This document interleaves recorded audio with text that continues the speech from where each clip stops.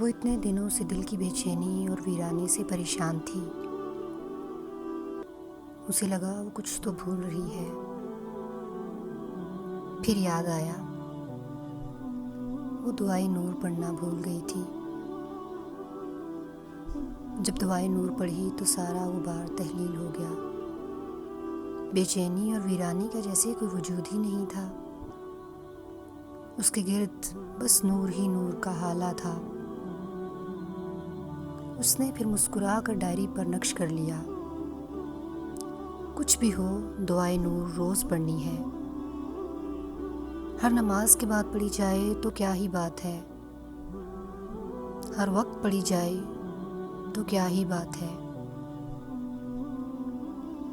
नूरन अला नूर, और मुझे नूर अता फरमा।